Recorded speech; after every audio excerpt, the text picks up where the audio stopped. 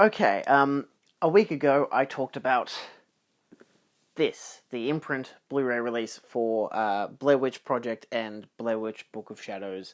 I now, of course, have this version, the Second Sight release. It came in just shy of a week. It's Wednesday that I'm filming this right now, so it's just shy of a week that this has come in, and I've looked into it.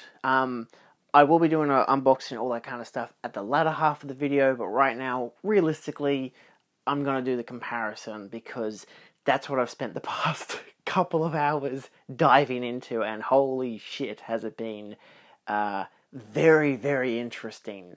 So let's get into it. So, what do I even start with? I'll do a comparison with the little notes. We'll get a note J card for the Blair Witch Project and the obvious disc release for the imprint version. And now, while I will say that I don't blame imprint for their exact version of the release, if you're going to go for a visual standpoint, clearly the Second Sight is the winner of the two. But there's also a fuck ton of special features on this version from Second Sight. There's a lot to compare. The most noteworthy thing I can say about it, because Second Sight has 3 different video transfers, including the, how have they phrased it? The restored theatrical version from the high 8 videotapes and 16mm video edits, video elements, as well as the festival cut, which is like 3 or 4 minutes longer.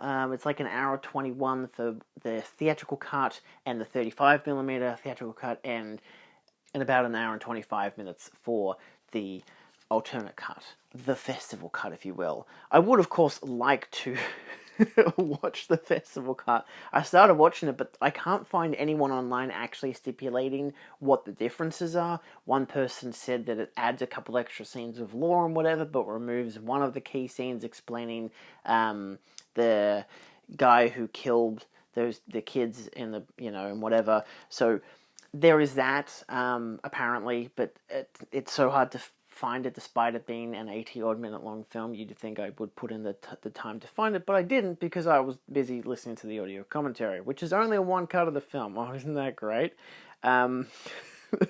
An hour and 25 and 19 seconds for the festival cut, an hour and 21 and 21 seconds for the theatrical and 35mm cut, and commentary edits.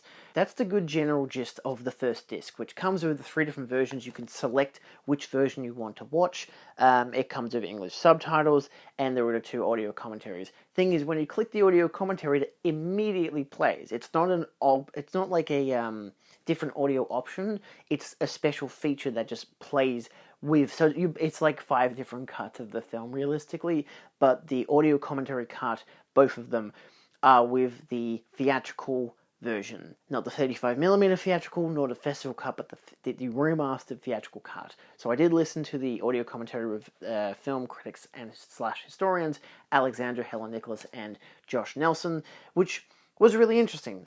It's very much a retrospective on the film, looking at their relationship to the film, what the film has done in horror genre.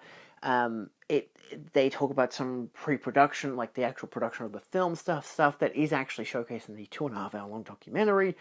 But I think it's really interesting. They analyze the film in a really interesting light.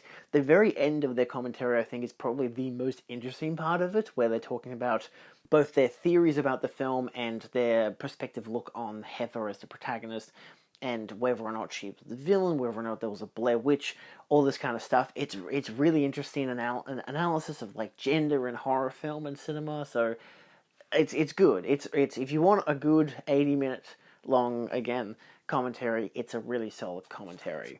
Okay, what do I want to say about the visuals? So I would say that the festival cut and the theatrical cut are the same in terms of visuals, outside of the extended runtime. For the festival cut, the high 8 videotape footage and the 16mm footage is identical. The 35mm cut, on the other hand, is different. And this is more or less where it's kind of similar to the imprint one, because I was kind of curious what exactly was the difference with the imprint one, the regular standard Lionsgate release. I've even got, if you saw my previous review talking about comparing the imprint release to the old Lionsgate release, which has the same transfer, it's basically that they got the 35mm cut of the film, which was the... God, I can't believe it was a 35mm cut. That's crazy. It's the whole version of the film with the high 8 tape and the 16mm blown up to 35mm and then rendered back down to high 8 and 16mm. So that's what you get on the imprint version. It's what you get on the standard releases for the film, the pre-remastered version. This Second Sight version, on the other hand, has a completely different look and feel to it, which I really like.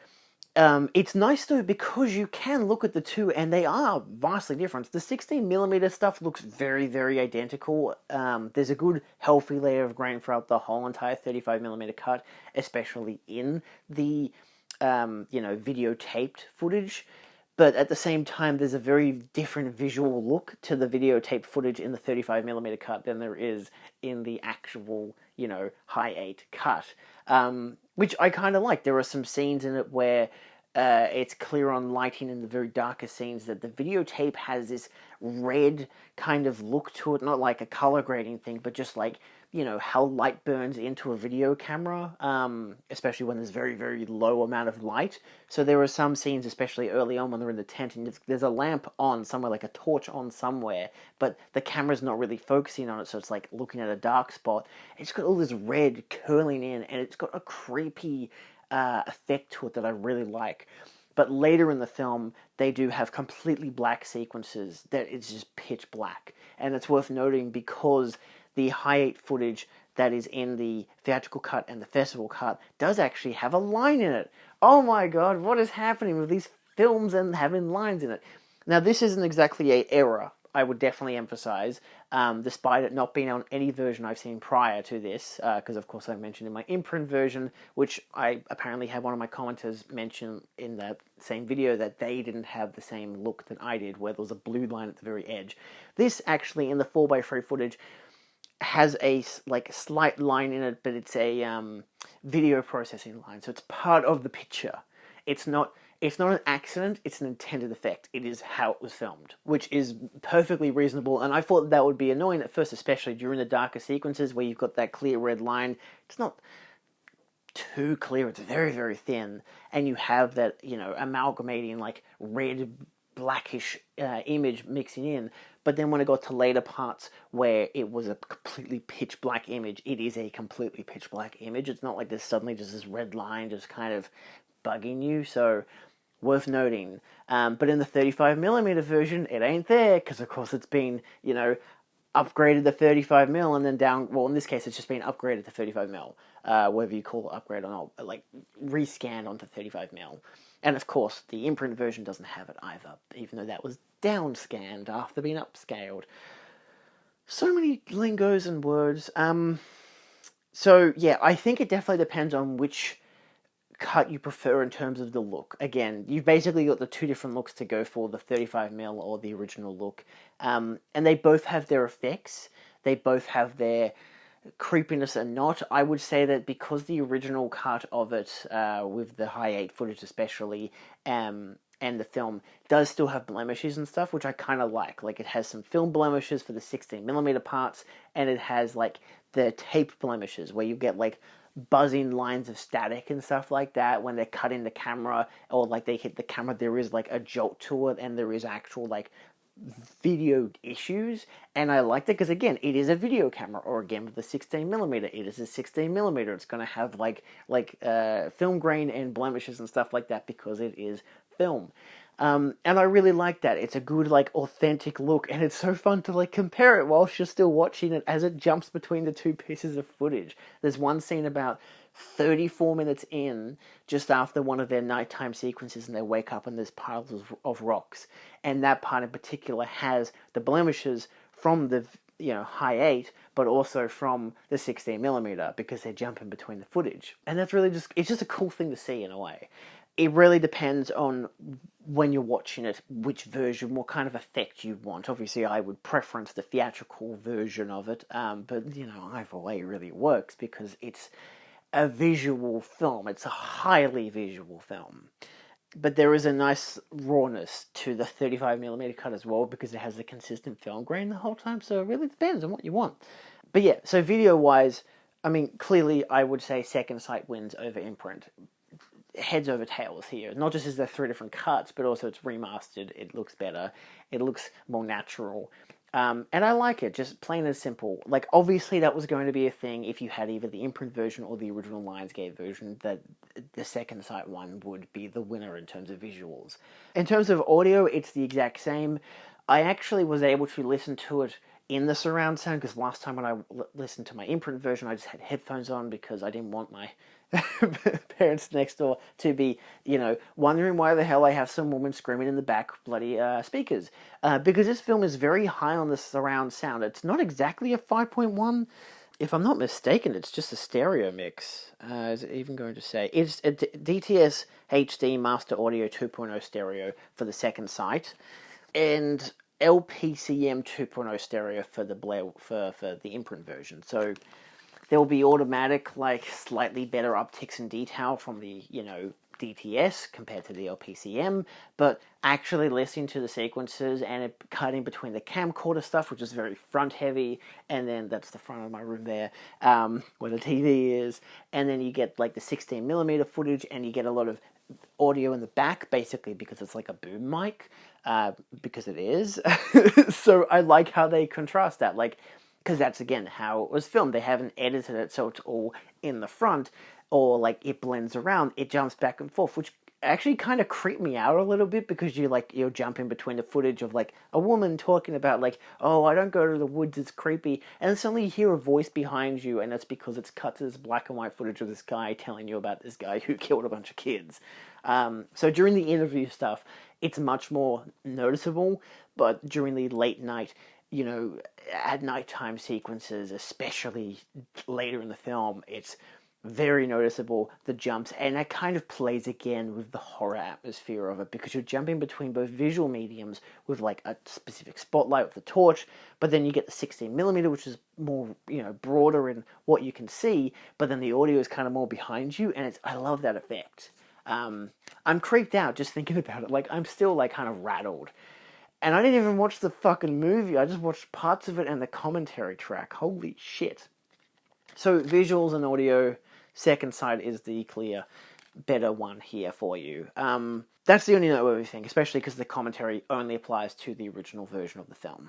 They don't actually, especially in the commentary with Alexandra and Josh, they don't actually note what's happening on screen at all, so you don't need to have the visuals, which is also noteworthy, because what made it creepier was during the very, very black sequences when there's nothing on screen. There's one part in particular where I'm just like, what is happening again? Right, this is the part where they've run away from what they think is the witch. They're just sitting there in the dark, waiting for daylight. And all I can hear is, because you hear no audio from the film, all I can hear is the commentary track. So it's just Josh talking about something. And I'm just just 2 straight minutes of complete blackness and just having Josh talking. I'm like, this is creepy, but also, thank God there's at least some audio. Because obviously when you're watching the actual film without the commentary, you can hear them talking to each other.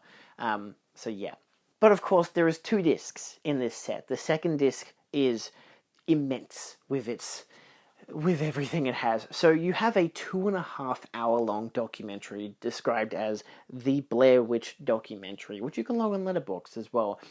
Solid 2.5 hours. It is nicely detailed, very, very nicely detailed. It's basically the core Hacks and Crew cast, the actual people who created the film, talking about the conception of the film, the filming of it, the post-production, and the release of the film, and then at the end tagging on how Artisan took over to do Book of Shadows and they didn't have much relation to it, whatever. They don't reference the 2016 film, nor do they actually reference the cast. They only reference the cast during the actual casting process and the making of the film, and they don't reference anything past basically the promotion of the film, when they mentioned the Time magazine contrasted to another magazine that had the cast on it, which was 2-3 months after the release of the film. The documentary is really good. I don't dislike how they don't reference the cast in the present day sense because of obviously there's a lot of issues going on. They mention it in the commentary track, obviously, which is good. It's very much a nice thing to shine a light on it and also talk about how the cast has kind of developed since the making of the film, which is nice. I like that spotlight. The documentary itself is a talking head of all those people, modern day, but cut with two interesting factors. A, the footage of the film, and the deleted scenes of the film that you haven't seen before. I hadn't seen some of the footage before. I'm thinking, I haven't seen that footage before. It's because it's deleted scenes. And video of them back in the 90s when they were making the whole thing. They filmed everything, which is insane. And they still had the tapes. So they put in all the tapes and they had footage. They had audio to that footage. And it's probably the most interesting stuff that they cut back and forth to, especially as an encapsulation of the time period, especially that was made. Something that I never experienced. I was born in 98. So, so that's really cool. Like, it's a really well-detailed documentary, and even for 2.5 hours, it's paced really nicely. The score is a bit dramatic at times, but for the most part, I think it's a pretty solid, like, for the fans documentary. It's very self-reflective on the making of. They understand and talk about what was the highs and what was the lows and the in-betweens. And yeah, so it's really interesting as both as, aspiring filmmaker or whatever, but also just as someone who appreciates film and seeing how they're talking about the making of it, especially for such a revolutionary film in the genre, and just kind of in general. They especially mention how, when they released it to the film festival, they had to upscale it to 35mm because the Sundance wouldn't accept, videotapes, because they didn't consider it to be, art or whatever. And how they actually mentioned that to Sundance after the fact that, A, they got accepted, and B, had artists and be like, we'll buy this off you. And they were like, okay, we're also going to tell Sundance that, it costs us a lot to, make this a 35mm print. And they're like, oh, okay, we're going to start accepting, videos, so it can be more about accessibility and just everyone being able to see it. So that was a nice takeaway. But yeah, if you're a big fan, which you would have been if you've bought this Second Sight set, the documentary is definitely a must-watch. It is very long, though. Again, 2.5 hours. I had a good afternoon to watch it, which I've spent literally all day today doing, which is good. So, woof. There is a 11-minute-long video essay titled The Blair Witch Project, Analog Horror in a Digital World by Mike Munzer, which is also very interesting, comparing the analog horror films of the time in the late 90s, with stuff like Ringu and even Ghostwatch, which is something that I love, both of those films. And it's just talking about how the film utilizes its 16mm and its high-8 tapes to kind of give this weird contrast, adding this creepier effect to it, especially. And I love how he mentions the end of the film where you have the audio coming from the high-8 camera, which is in the basement, and then you just can hear, whilst watching the 16mm footage from Heather, you can just hear her screaming, but it's so distant, and I like how he references that and actually, his analysis of it all. So, really interesting look at the time period and understanding the subgenre for found footage, especially in the mid to late 90s. Then you have technically 2 parts of unseen footage. You have 90 straight minutes of high-8 footage. There are basically chapter parts to it. There's no specific scene selection, but you can just click skip and it will skip periods of time.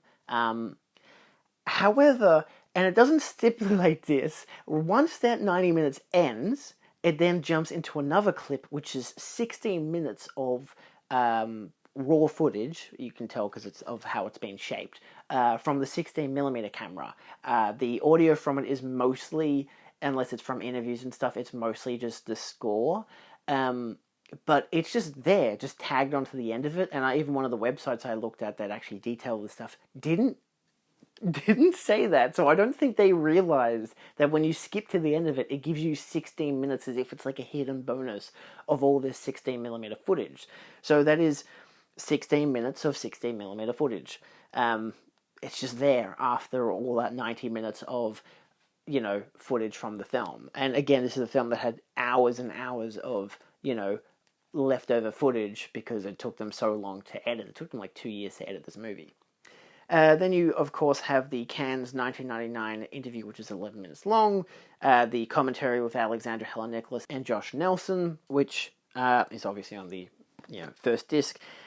There is alternate endings, which is all the classic alternate endings. There's no specific selection for them, it just plays all four back to back.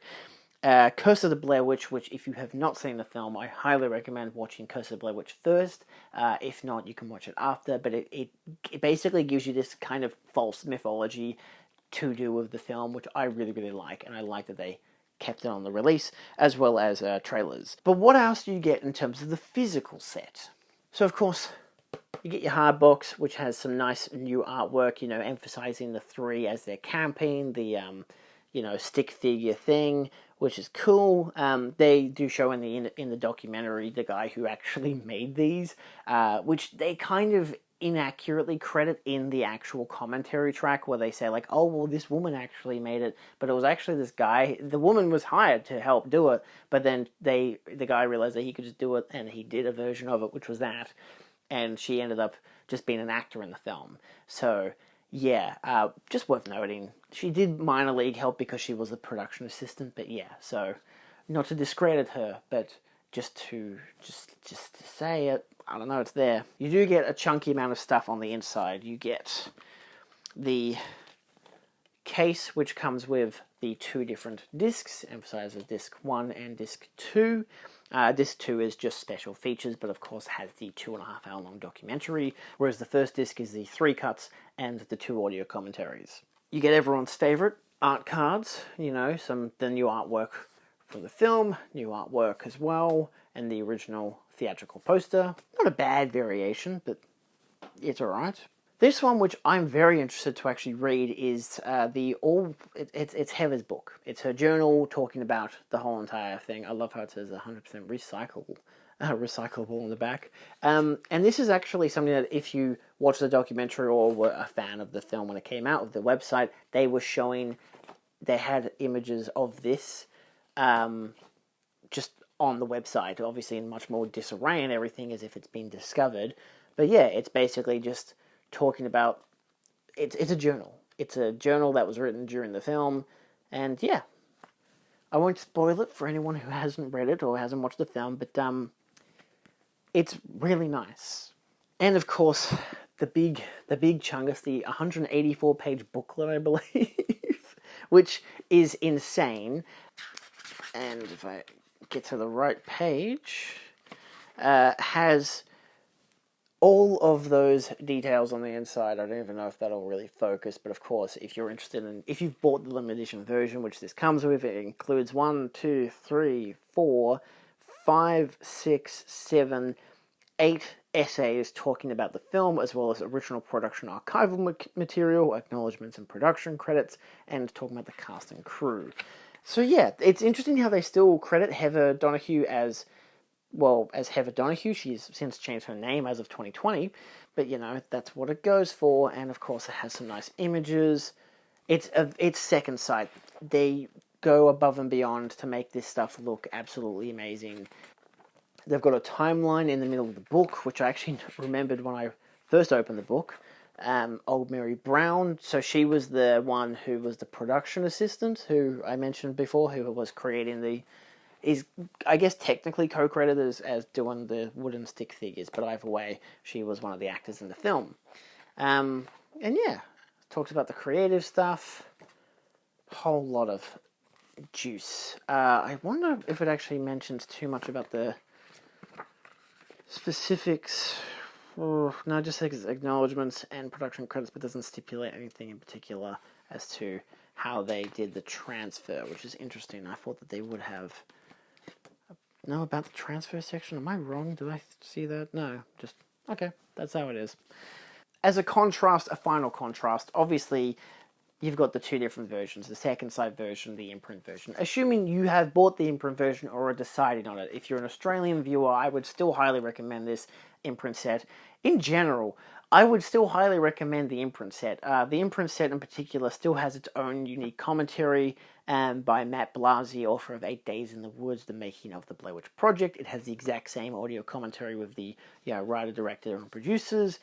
It has the Curse of the Blair Witch documentary, which so does the Second Sight version. However, this also has a couple of extra things. So outside of the theatrical trailer and teaser trailer and alternate endings also being on this does have what they call discovered footage, which is about 4-minute clip of them inside the tent talking. It might be in the 90 minutes of deleted footage. I didn't notice it, but I didn't also watch through all the 90 minutes of deleted footage because it's deleted for a reason. They both share the alternate endings. This does have fear interviews with psychological and supernatural experts, as well as archival interview of the directors, which I think is a different interview than this one. The Second Sight one has it at Sundance, which is they're outside under umbrellas wearing sunnies. They get McDonald's delivered at one stage. That 10-minute long interview. Whereas the one that's on the Imprint version is actually they're inside and they're talking about the film. It's basically the same amount of covered information within a 10-minute period. Your regular, we've got 10 minutes to talk to these directors about the making of the film, let's do that. But this does have the Blair Witch Legacy as well, which is an archival featurette, which isn't featured on the Second Sight version. So there are some things that are unique to the Imprint stuff that whether they just decided not to license or just couldn't license in the end from Second Sight, that's worth noting. But of course, the big deal with the Imprint set, of course, is the fact that it still comes with Book of Shadows. Whether you like Book of Shadows or not, it still comes with it. If you're an Australian viewer, I would still recommend the Imprint version because it comes with both cut and the appropriate amount of special features. It just doesn't have the better transfer for the Blair Witch Project, and doesn't feature the 2.5 hour long documentary and the exclusive commentary. However, of course, the Second Sight version, whether you get this amazing limited edition version, which still comes with, of course, a 180-page booklet, the extra notebook that is the diary and whatever, and the art cards, whether you care about that or not, this obviously still benefits from having 3 different cuts of the film with 3 different 2 different transfers realistically, with the theatrical being the same transfer as the festival cut and the 35mm print being a different transfer. So it looks better than this one, but they both have their benefits. Also, they've both got some interesting artwork and some nice case designs, so unique to each brand. If Imprint had only done the original Blair Witch film, I would not have bought this. Because it came with Book of Shadows, I bought this. Because this comes with the new transfers, the 180-page booklet, and the new audio commentary, and the new fucking goddamn documentary. That's like a huge big deal when it comes to this set. Definitely worth noting. So it really is up to you. I know people who even are subscribed to my channel who are getting both anyway, people who are Australians who are getting both. So it's definitely up to the consumer. If you don't have a release, it depends. If you've never seen the film before, I would... it's hard to even say. If you've never seen the film before, I'd go with the Second Sight version, because at least it's a good roundup of the first film alone. You don't really need Book of Shadows. But if you want to get both of the films, and it's probably cheaper, depending on which country you're in. If you're in the US, you've got to import it anyway. If you're in the UK, you have to import this version. If you're in Australia, you have to import this version. So it depends on what country you're in, and if you've got a previous release. But I'm pretty sure you can make up your own mind in that regard, because it's your money, it's your choice as to, okay, do I buy the one that has 2 cuts of the film and all these special features that's archival, plus a new commentary, 2 new commentaries in fact, and new interviews, because again, Book of Shadows has exclusive interviews with the director of that film and the cinematographer, whereas this has, of course, the booklet and the art cards and the documentary. Even if you get the standard version of this, it comes with the documentary, which is insane. So, yeah. An easy peasy way of saying that the Second Sight version is the better of the two, but they very much have their benefits in both avenues. So, very much up to you. Let me know down below which version you've gotten, if you've watched both to do a comparison. But yeah, if you have both, I would just suggest watch the Second Sight version for the film and even the commentaries, realistically. But of course, the Imprint one still has its own exclusive commentary for the first film, but it has the second film as well. There are so many hours of content in just both of these sets combined. It is remarkable that I've spent 3 whole days of the past week just doing Blair Witch stuff. So, yeah. Anyway, that's it. Thanks for watching. Let me know your thoughts down below, and I'll see you guys next time. Bye.